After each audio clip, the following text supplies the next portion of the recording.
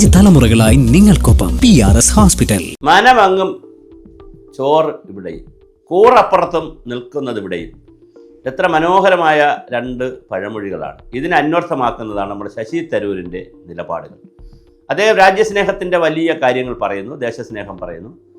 അതിലൂടെ BJPയുടെ എല്ലാ ഇപ്പോൾ ഈ അടുത്ത കാലത്ത് BJP ചെയ്തിട്ടുള്ള എല്ലാ നിലപാടുകളെയും, അത് പഹൽഗാമാകട്ടെ, അതുപോലെ തന്നെ നമ്മുടെ വിദേശകാര്യ ലോകരാജ്യങ്ങളെ ഇത് പരിചയപ്പെടുത്തുന്ന എല്ലാ കാര്യത്തിലും വലിയ ഒരു കാഴ്ചപ്പാടാണ് ശശി തരൂർ മുന്നോട്ട് വയ്ക്കുന്നത്. അപ്പോൾ അങ്ങനെ മുന്നോട്ട് വയ്ക്കുമ്പോൾ പാർലമെൻ്ററി വിദേശകാര്യ പാർലമെൻ്ററി സമിതിയുടെ പാർലമെൻറ്റിൻ്റെ വിവിധ സമിതികളുണ്ട്. അതിൻ്റെ സമിതിയുടെ ചെയർമാനാണ് ശശി തരൂർ. അത് പ്രതിപക്ഷ നേതൃത്വത്തിൽ നിന്ന് കൊടുത്ത പേര് എന്നുള്ള നിലയിൽ ശശി തരൂർ വരുന്നതാണ്.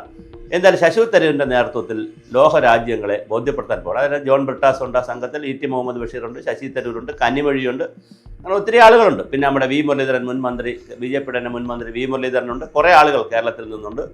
എനിക്കൊന്ന് 4 ആളുകളാണ് പ്രധാനമായി കേരളത്തിലുള്ളത്: Shashi Tharoor, ET Muhammad Basheer, John Brittas, V Muraleedharan, പിന്നെ കന്നിമൊഴിയുണ്ട്, പിന്നെ അതുപോലെ DMKയുടെ, പിന്നെ അങ്ങനെ ഒത്തിരി ആളുകളുണ്ട്.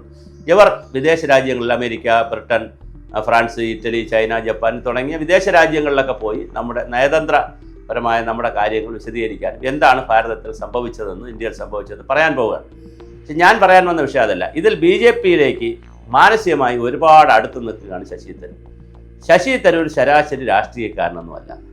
അദ്ദേഹത്തിൻ്റെ രാഷ്ട്രീയത്തിൽ ഒരു കാര്യം ചെയ്യാനുമില്ല. അദ്ദേഹത്തിന് പറ്റിയത് അദ്ദേഹം BJPയിൽ ചേരുക എന്നുള്ളതാണ്. ഞാൻ പറഞ്ഞ BJP ചേരുക എന്നുള്ളതല്ല. ഇപ്പം ജയശങ്കർ BJP ചേർന്ന് മന്ത്രിയായ ആളാണ്. അൽഫോൺസ് കണ്ണന്താനം മന്ത്രിയായ ആളാണ്. അതുപോലെ ഒത്തിരി ആളുകൾ, അബ്ദുള്ളക്കുട്ടി പിന്നെ രാഷ്ട്രീയക്കാരനാണ്. അല്ലാതെ ഒത്തിരി ആളുകൾ BJPയിൽ ചേർന്ന്. ഇപ്പോൾ പിന്നെ അശ്വിനി വൈഷ്ണവ് IAS കാരനാണ്, സിവിൽ സർവീസിൽ നിന്ന് വന്ന ആളാണ്. അതിങ്ങനെ കുറേ ആളുകൾ ഇതിനകത്ത് സിവിൽ സർവീസിൽ നിന്നും അല്ലാതെയൊക്കെ ഉള്ള ആളുകൾ ഈ രാഷ്ട്രീയത്തിൽ വന്നിട്ടുണ്ട്. അവർ വന്നത് അതിൻ്റെ ആദർശമോ ആശയമോ ഒന്നും നോക്കിയിട്ടില്ല. അവരുടെ കഴിവ് സമൂഹത്തിന് കൊടുക്കുക. അങ്ങനെ ശശി തരൂരിന് നല്ല കഴിവുണ്ട്. നന്നായി അദ്ദേഹം പെർഫോം ചെയ്യാൻ കഴിയുന്നതാണ്. ചില അലുക്കുലുക്ക് സ്വഭാവം ഉള്ളത് കൊണ്ടാണ് നേരത്തെ മന്ത്രിസ്ഥാനം പോയത്.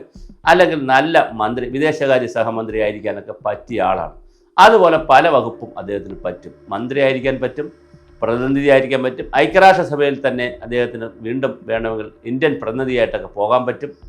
അതുപോലെ തന്നെ ഇന്ത്യയിൽ വലിയ സ്ഥാനത്ത് വരാൻ പറ്റും. അപ്പോൾ അദ്ദേഹം BJPയുമായി ചേർന്ന് നിന്ന് ഇതൊക്കെ ചെയ്യുന്നതാണ് അദ്ദേഹത്തിൻ്റെ രാഷ്ട്രീയ ഭാവിക്ക് നല്ലത്. അത് ചിലപ്പോൾ ചെയ്തേക്കും, കാരണം അങ്ങനെ ചെയ്യാനാണ് സാധ്യത. തീർച്ചയായും ശശി തരൂരിന് പറ്റിയ ഒരു ഇടം, കാരണം അദ്ദേഹം ഒരു പ്രൊഫഷണലാണ്. അപ്പോൾ ഇപ്പോൾ ഭരണമൊന്നും ഇല്ലാതിരിക്കുന്ന സമയത്ത് ഈ പ്രൊഫഷണൽ ആളുകൾക്ക് വേറൊന്നും ചെയ്യാനില്ല. വെറുതെ ഇങ്ങനെ രാഷ്ട്രീയ മത്സരിച്ചു, AICC പ്രസിഡന്റ് ആവാൻ മത്സരിച്ചു.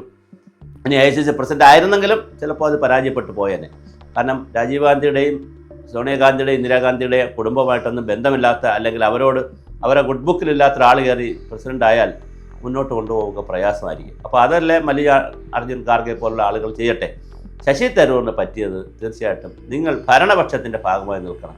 കാലുമാറ്റമെന്നൊക്കെ ആളുകൾ പറയും, അതിലൊന്നും ഒരു കാര്യമില്ല. നിങ്ങൾ നോക്കേണ്ടത് നമുക്ക് എങ്ങനെയാണ് പരമാവധി ജനങ്ങൾക്ക് സഹായം കൊടുക്കുക, താങ്കളുടെ പ്രൊഫഷണൽ ജീവിതം എങ്ങനെയാണ് സമൂഹത്തിന് കൊടുക്കുക, അതിനുള്ളൊരു കാലമാണ് മുന്നിലുള്ളത്. അപ്പോൾ താങ്കൾ BJP ചേർന്നു എന്നൊക്കെ, അല്ലെങ്കിൽ ചേരും എന്നുള്ള വാർത്തകളാണ് കേൾക്കുന്നത്. തീർച്ചയായിട്ടും താങ്കൾ BJP ചേരുക. താങ്കൾ അതിലൂടെ മന്ത്രിയോ അല്ലെങ്കിൽ പ്രധാനപ്പെട്ട ഒരു പൊസിഷനിലെത്തുക. ആ പൊസിഷനിലൂടെ നാട്ടിനെ സേവിക്കുക. അത്രയല്ലേ ഉള്ളൂ താങ്കളുടെ ലക്ഷ്യം. താങ്കൾ നേരത്തെ വന്ന് ഇവിടെ കോൺഗ്രസ്സിൽ എടുത്തില്ലായിരുന്നെങ്കിൽ താങ്കൾ ചിലപ്പോൾ കമ്മ്യൂണിസ്റ്റ് പാർട്ടി പോയേനെ, ഒരിടത്തും എടുത്തില്ലായിരുന്നെങ്കിൽ ചിലപ്പോൾ താങ്കൾ BJP പോയേനെ. രാഷ്ട്രീയ മോഹം വന്നു കഴിഞ്ഞാൽ പിന്നെ ഏതെങ്കിലും പാർട്ടി ചേരുമല്ലോ. അപ്പോൾ അതുകൊണ്ട് കോൺഗ്രസ്സിലെടുത്തത് ഒരു നിമിത്തമായി എടുക്കുക, അത് താങ്കൾ ഉപേക്ഷിക്കുക. നേരെ BJPയിലേക്ക് ഇപ്പോഴാണ് നല്ല ചാൻസ്, ബെസ്റ്റ് ടൈം. BJP കയറാൻ പറ്റിയ ബെസ്റ്റ് ടൈം. ഒരു ബാക്കി എഴുതിയതും ഹിന്ദുത്വം അതൊക്കെ അവിടെ നിൽക്കട്ടെ, അതൊന്നും ഒരു കാര്യമില്ല. അതൊക്കെ ഓരോരുത്തരും വ്യക്തിപരമായി പറയുന്ന കാര്യങ്ങളാണ്. നല്ല പ്രൊഫഷണലായിട്ടുള്ളൊരു തീരുമാനം എടുക്കുക.